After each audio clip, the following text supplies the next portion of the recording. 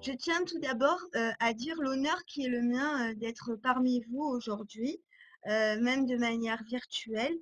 Et je voudrais remercier tous les organisateurs de ce colloque de m'avoir invité à venir vous parler des applications de la neuroimagerie en matière pénale. Je suis d'autant plus honorée que c'est un sujet sur lequel j'ai commencé à travailler voilà un peu plus de 10 ans, juste avant le vote de la loi de 2011. Et justement, comme vous l'a dit Madame Demoulin, il y a de l'actualité sur ce point, puisqu'il est prévu donc de limiter le nombre des techniques d'imagerie qui sont disponibles dans le champ pénal. D'un point de vue juridique, la question se pose de savoir si l'imagerie cérébrale est capable de vérité judiciaire. Mais quelle que soit la réponse à cette question, une seconde surgit immédiatement. Que nous révèle l'engouement pour l'imagerie cérébrale sur le fonctionnement de notre société?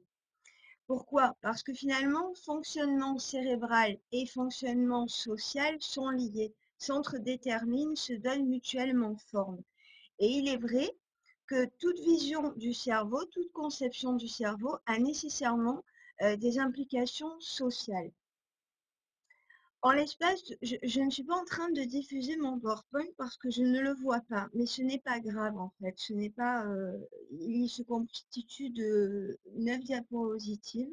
Je Il s'intitule PowerPoint. Il s'intitule comment? Parce que vous savez, sur la droite de l'écran. ah, ah oui, voilà, ça y est, il- il- il ne le vois plus. Ah oui, il est là. Il faut- Voilà, voilà. Donc voilà, ici. Voilà. Voilà, très bien. Alors, en l'espace de quelques années, on a vu se multiplier les études destinées à expliquer le fonctionnement du cerveau à travers le développement de l'imagerie cérébrale. Les pratiques, les connaissances, les savoirs sont sortis très rapidement des laboratoires pour envahir tous les champs de notre vie quotidienne et toutes les disciplines. Neurosciences de l'éducation, neuromarketing, neuroéconomie, neurophilosophie constituent autant d'illustrations d'un phénomène dit de pancérébralisme, parfois de neurophilie.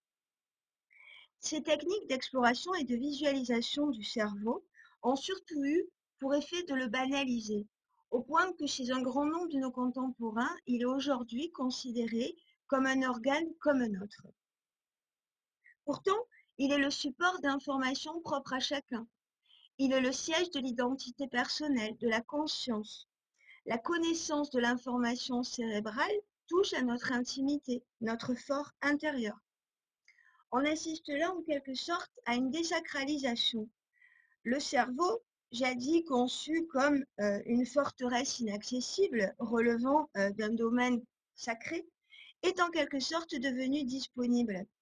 Un cerveau visible, disponible, perd en effet son statut de centre et de sommet d'une hiérarchie, ce qui contredit la toute-puissance de la tête ou du chef. Il correspond à un certain état du monde réticulaire dans lequel le nouvel homme neuronal vit désormais.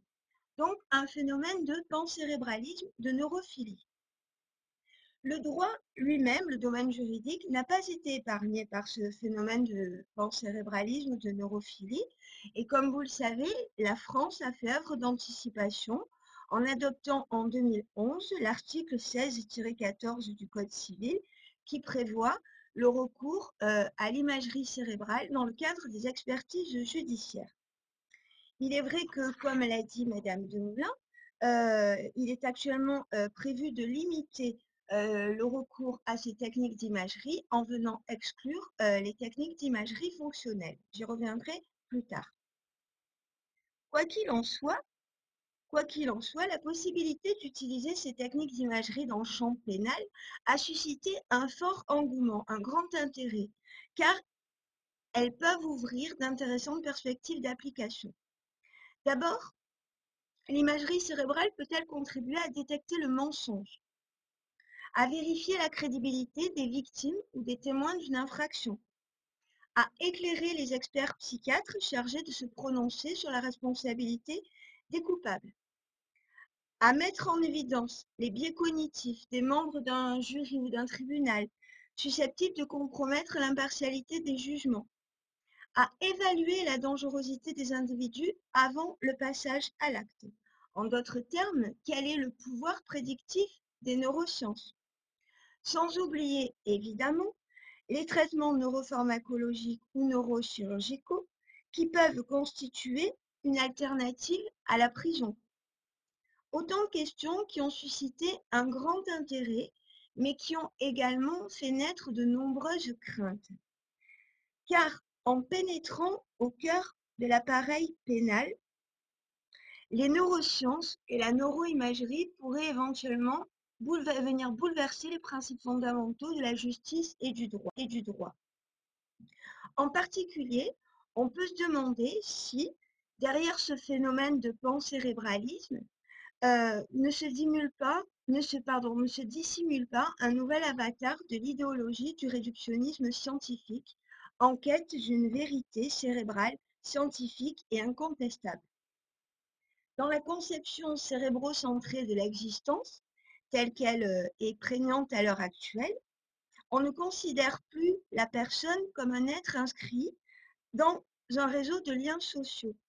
Et pour certains, l'être humain s'en trouve réduit, voire diminué, pour parler comme Miguel Benazayac, ou même simplifié, pour parler comme le philosophe Jean-Michel Beignet. Par ailleurs, cette fascination pour l'imagerie tend à faire oublier son impact potentiel sur les libertés individuelles. Les neurosciences ouvrent en effet des possibilités sans précédent d'accès, de collecte, de partage et de manipulation de l'information contenue dans le cerveau. Si elles sont mal utilisées ou mal mises en œuvre, elles peuvent créer des formes d'intrusion inégalées dans l'intimité, voire des dommages physiques ou physiologiques assez importants pour les personnes. Qu'il s'agisse de visualiser les mécanismes cérébraux par le biais de l'imagerie cérébrale ou d'intervenir sur les comportements à l'aide de molécules afin de corriger ou de redresser les individus déviants, les applications des neurosciences en matière pénale sont porteuses de risques pour les droits fondamentaux de la personne humaine. Dans ses écrits, Michel Foucault a montré qu'il existe une solidarité secrète entre le contrôle des corps et la politique, solidarité qui fonde la biopolitique et le biopouvoir.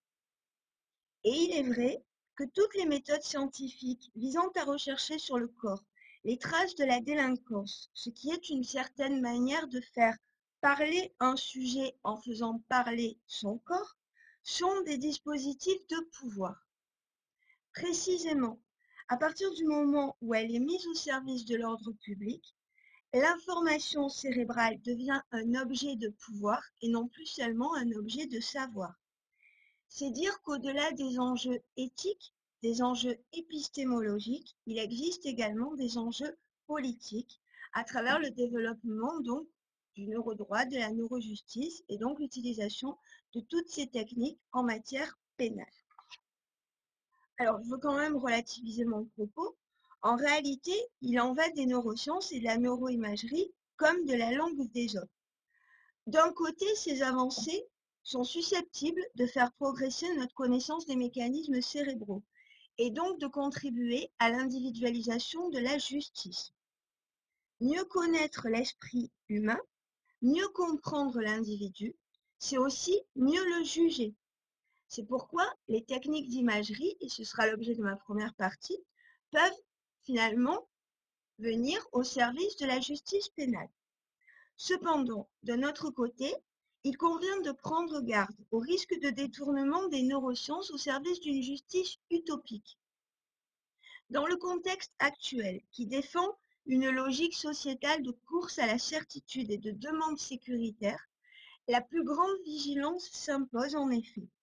Il ne faudrait pas que les neurosciences deviennent le cheval de Troie des nouvelles politiques sécuritaires de défense sociale. Car lorsque la science ou la médecine sont instrumentalisées à des fins sécuritaires, le spectre du totalitarisme peut refaire surface. Ce sera l'objet de ma seconde partie. Donc, dans une première partie, je vais vous présenter en quelque sorte un état des lieux, c'est des apports, des applications de la neuroimagerie en matière pénale. Les techniques d'imagerie disponibles sont de deux sortes. D'une part, l'imagerie anatomique qui montre une coupe du cerveau à un instant donné. Et d'autre part, l'imagerie fonctionnelle qui montre le cerveau en action. Dans l'imagerie fonctionnelle, on trouve la tomographie par émission de positons, l'imagerie par résonance magnétique fonctionnelle ou encore la magnétoencéphalographie. Donc, il convient de préciser, comme Madame de Moulin vous l'a signalé, que actuellement le Parlement souhaite limiter, exclure le recours à l'imagerie fonctionnelle dans le champ judiciaire, donc y compris dans le champ pénal. Pour ma part, je vous présenterai toutes les applications de l'imagerie en précisant, selon le cas, celles qui relèvent de l'anatomique et celles qui relèvent du fonctionnel. Tout d'abord, un petit aperçu du droit comparé. L'imagerie cérébrale anatomique a d'abord investi les cours de justice américaines pour tenter de prouver les responsabilités pénales d'un accusé. Les avocats ont utilisé ces images pour montrer la présence de lésions ou de tumeurs susceptibles de perturber le comportement. L'un des premiers procès du genre est celui de John Hinckley, accusé de tentative d'assassinat sur la personne du président Ronald Reagan en 1981. La défense a présenté un scanner du cerveau de John Hinckley montrant un élargissement des sillons du cortex, comme on en trouve parfois chez certains schizophrènes. Bien que l'observation n'ait jamais été confirmée, l'argument a porté, car Hinckley a été déclaré non coupable pour cause de démence. De même, en 1992, dans l'affaire Weinstein, un retraité ayant étranglé son épouse a produit des clichés cérébraux faisant apparaître un kyste et a bénéficié d'une peine allégée, dans le cadre d'un plea bargaining, certes. Les tribunaux américains ont admis la neuroimagerie à différents stades du procès, mais la défense a obtenu ses meilleurs succès dans des procès où la peine capitale était en jeu. Une décision de la Cour suprême s'est notamment fondée en 2005 sur l'imagerie cérébrale pour décider que la condamnation des mineurs à la peine capitale était contraire à la Constitution des États-Unis parce qu'ils n'ont pas la même maturité intellectuelle et émotive que les adultes. Et je signale sur ce point que cette question finalement de l'imagerie, des neurosciences et du développement du cerveau des mineurs a fait l'objet d'un rapport du sénateur Michel Amiel en date du 7 novembre 2019 pour le compte de l'Office parlementaire des choix scientifiques et technologiques. Donc en ce qui concerne les États-Unis, les techniques d'imagerie sont donc recevables devant les juridictions à condition que les théories et les méthodes sur lesquelles elles reposent aient été acceptées sans réserve par les spécialistes concernés et que le juge conserve le pouvoir d'évaluer si la preuve alléguée est fiable et scientifiquement valide. L'utilisation de l'imagerie comme mode de preuve n'est toutefois pas limitée aux États-Unis. C'est ainsi qu'on voit peu à peu émerger une jurisprudence internationale. Par exemple, en Italie, en 2011, une condamnation pour meurtre a été réduite sur la base de scanners d'imagerie cérébrale anatomique couplés à des tests génétiques. De même, aux Pays-Bas, en 2007, un homme qui avait tué sa femme suite à une dispute très violente en la présence de leurs enfants a été reconnu coupable de meurtre sans préméditation. Plusieurs expertises avaient diagnostiqué une dépression sévère ainsi qu'une altération du lobe frontal. De manière bien plus contestable, un examen d'électroencéphalographie a été utilisé pour la première fois comme preuve à charge en Inde en 2008. Une jeune indienne de 24 ans a été condamnée à perpétuité pour l'empoisonnement de son ex-fiancé parce que son cerveau traitait le mot arsenic comme un terme familier. Il est vrai que 3 mois plus tard, l'Institut indien des neurosciences déclarait que ce genre de test ne devrait pas être utilisé dans les affaires judiciaires et la jeune femme fut finalement libérée sous caution. elle a quand même dû payer une caution. Qu'en est-il en France? Qu'en est-il en France? À ce jour, l'utilisation de l'imagerie comme preuve à charge, c'est-à-dire comme détecteur de mensonges, n'a encore jamais été mise en œuvre. Or, si le projet de loi bioéthique vient limiter les techniques d'imagerie disponibles, ce qui est plus que probable, les utilisations afin de détecter le mensonge seront tout bonnement interdites puisqu'elles nécessitent de recourir à l'imagerie fonctionnelle. Et il est vrai que ces techniques d'imagerie fonctionnelle présentent deux limites majeures. Une première limite en termes de fiabilité et une seconde limite en termes de respect des droits fondamentaux et notamment de dignité de la personne. En revanche, l'utilisation de l'imagerie cérébrale pour permettre d'évaluer la responsabilité pénale d'un individu pose beaucoup moins de problèmes. Il apparaît en effet, à la lecture des travaux préparatoires de la loi de 2011, que cette réforme visait essentiellement à objectiver un préjudice au niveau du cerveau pour éclairer les experts psychiatres chargés de déterminer si l'auteur d'une infraction peut ou non être reconnu coupable, responsable de ses actes. On le sait, à l'heure actuelle, l'expertise, qui repose sur des entretiens cliniques, la plupart du temps focalise les critiques. On déplore notamment une mauvaise répartition des individus entre hôpital et prison. On déplore notamment une accumulation de malades mentaux dans les établissements pénitentiaires. Les choses seraient-elles différentes si l'on pouvait mettre en évidence, cliché à l'appui, une maladie du cerveau et non pas seulement une maladie mentale?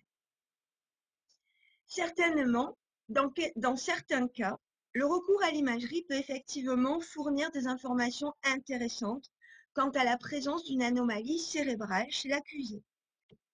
Essentiellement l'imagerie anatomique d'ailleurs. L'exemple de Phineas Gage, ce contremaître qui avait reçu une baramine dans le lobe frontal du cerveau, est le plus ancien et le plus illustre. Il a été développé notamment par M. Damasio dans ses livres. Car si ses capacités intellectuelles et cognitives étaient restées intactes, la lésion avait totalement modifié sa personnalité. Gage avait soudainement perdu le respect de la morale et des conventions sociales les mieux établies. À partir de là, l'idée a été avancée que le lobe frontal du cerveau pouvait être lié au sens moral et au respect des normes sociales. En s'intéressant au cas de ces patients dits patients frontaux, qui se comportent de façon soudainement inadaptée, les chercheurs ont constaté que ces personnes n'ont aucun problème de raisonnement, mais un déficit émotionnel. Dans le cadre judiciaire, dans certaines affaires, comme celle dans laquelle un homme a soudainement développé une obsession sexuelle pour des enfants, qui a disparu dès le retrait d'une tumeur, le lien de causalité semble évident. Ce cas n'est pas sans rappeler celui de Charles Whitman, tueur en série, dont l'autopsie effectuée après son suicide avait mis en évidence l'existence d'une grosse tumeur cérébrale. Il s'agit là de cas paradigmatiques, parce qu'ils soulèvent en même temps des questions neurologiques et des questions psychologiques qui se condensent dans la perte d'un comportement social normal. Ce sont des cas limites entre neurologie, psychiatrie et criminologie, des cas frontières dans lesquels un comportement criminel est manifestement lié à une anomalie cérébrale. Néanmoins, de tels cas sont l'exception plutôt que la norme.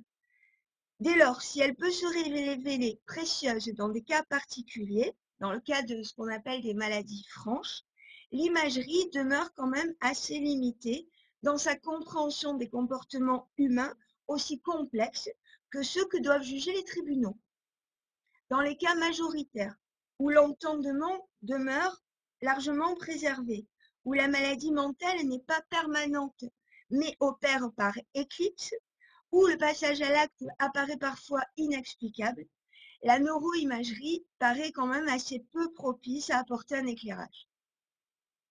Quel est l'état de la jurisprudence? Sauf erreur de ma part, ce sera l'objet de l'intervention de mon collègue qui intervient juste après. Pour autant, la jurisprudence en la matière est très rare. Tout d'abord, à ma connaissance, il n'existe encore aucune décision visant expressément l'article 16-14 du Code civil. Par ailleurs, même si certaines décisions antérieurement avaient déjà fait appel à des techniques d'imagerie qui avaient été effectuées, comme l'a dit Madame Demoulin, à des fins médicales, puis ensuite rapportées au dossier criminel, pour le moment, la jurisprudence est quand même assez peu abondante, assez peu abondante sur ce sujet. Mais les choses pourraient changer. En effet, les résultats d'une étude publiée en 2018 et menée auprès de 41 magistrats français montrent que l'expertise est perçue comme étant significativement plus pertinente, de meilleure qualité, plus objective, plus fiable, plus convaincante et plus scientifique lorsqu'elle contient des données neuroscientifiques. Les magistrats feraient davantage de liens entre les troubles évoqués et les actes, allant dans le sens d'une diminution de responsabilité pénale. En réalité, on peut se demander si ceci ne doit pas être mis en relation avec des biais cognitifs qui peuvent infléchir les décisions de justice. Et il est vrai que de nombreux travaux montrent que les images peuvent influencer les décisions. On observe des effets comparables lorsque des explications neuroscientifiques sont fournies à la barre. Ce qui m'emmène à vous présenter ma deuxième partie, le risque de détournement finalement de la neuroimagerie à des fins utopiques. Notre société voit s'épanouir une double exigence de sécurité et de transparence. Elle ne supporte plus ni le risque ni l'incertitude. Elle réclame des vérités, elle réclame des certitudes. Et c'est la justice pénale qui est le réceptacle de la plupart de ces attentes. Face à ces demandes, la justice pénale ne peut plus s'en tenir aux moyens traditionnels du procès pénal. Elle est contrainte de changer, elle est contrainte d'intégrer des méthodes qui proviennent d'une autre logique, d'une logique scientifique. C'est ce que l'on appelle la justice 2.0. Évaluation et prévision de la dangerosité, utilisation d'algorithmes, justice prédictive, profilage des criminels, etc. Toutes ces méthodes font désormais partie du paysage pénal et de la lutte contre la criminalité. Ces évolutions sont inquiétantes, car elles font ressurgir l'utopie d'une justice parfaite, comme le note le magistrat Jean de Maillard dans un article. Or, une justice parfaite ne peut être qu'une justice déshumanisée, en rupture avec les libertés fondamentales. L'imprévisibilité des dangers qui nous entourent, le sentiment d'insécurité croissant ne doivent pas, à mon sens, conduire à une propagation de la peur et à l'illusion qu'il existe un moyen scientifique d'abolir les menaces. L'émergence de la neurojustice s'inscrit, en partie, dans cette tendance. Et elle est également sous-tendue par des considérations utopiques, qui se traduisent par l'utopie de la transparence, d'une part, et l'utopie de la prédiction, d'autre part.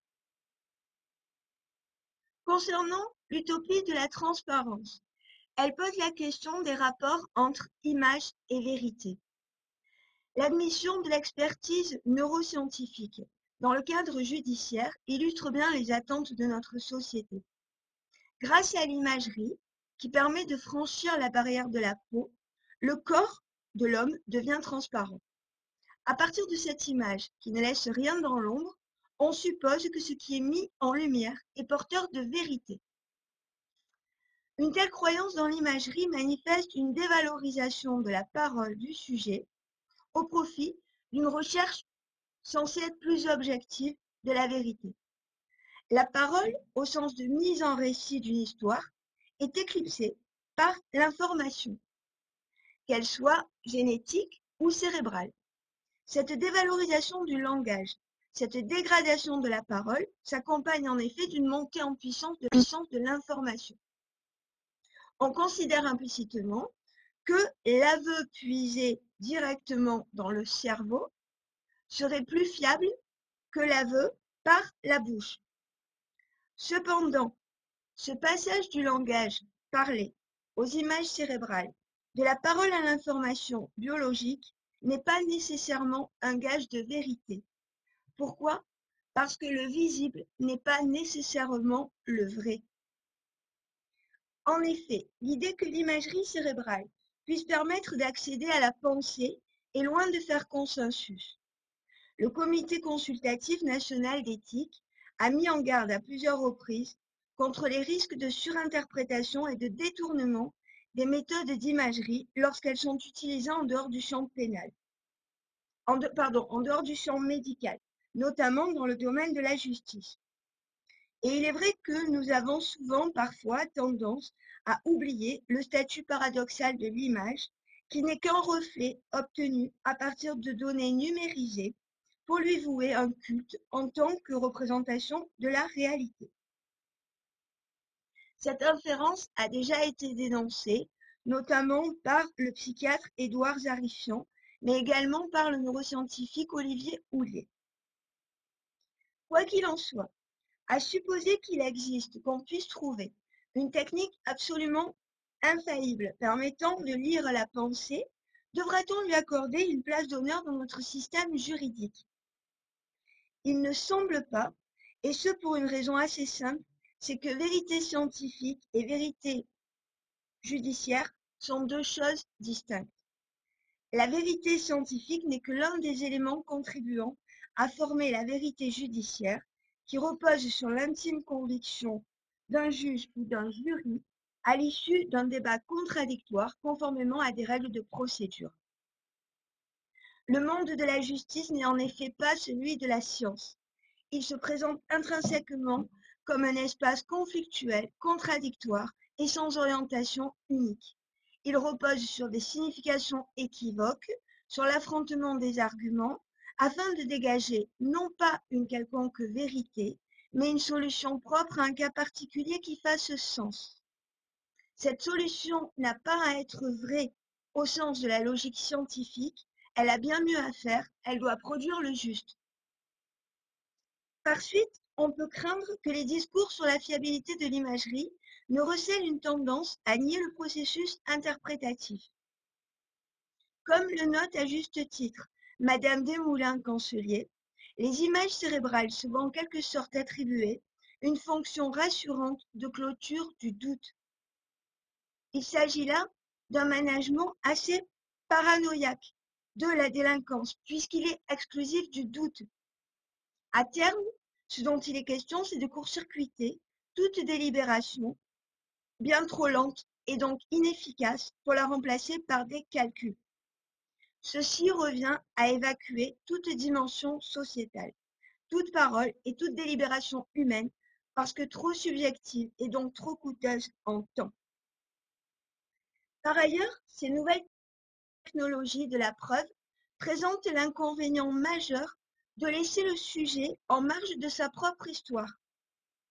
Lorsque c'est le corps qui parle, le cerveau, qu'en est-il de la subjectivité de l'individu? Par où cette subjectivité trouve-t-elle à s'exprimer? On assiste alors à une disqualification d'une certaine forme de subjectivité, d'un certain type de rapport à soi, par une détermination nouvelle du sujet qui fait de lui un objet de la connaissance. Et on en arrive tout naturellement à l'utopie de la prédiction. L'utopie de la prédiction interroge les rapports entre image et dangerosité. Sauf erreur de ma part, le professeur Sordino a fait une présentation hier sur ce point en particulier.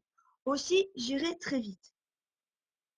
Dans le contexte actuel, la plus polémique des applications de l'imagerie est celle qui se propose d'identifier des aires cérébrales ou des déficits au niveau de certains neurotransmetteurs qui seraient impliqués dans l'apparition de comportements déviants. C'est le vieux serpent de mer de la prédiction qui ressurgit régulièrement. Aux États-Unis, Adrian Raine, professeur de psychiatrie et de criminologie, fut le premier, dans les années 1990, a utilisé les techniques d'imagerie cérébrale fonctionnelle sur des criminels afin de déceler chez eux des anomalies neurologiques. Depuis, il est devenu l'autorité incontestée dans l'étude des facteurs neurobiologiques de la violence et de la criminalité.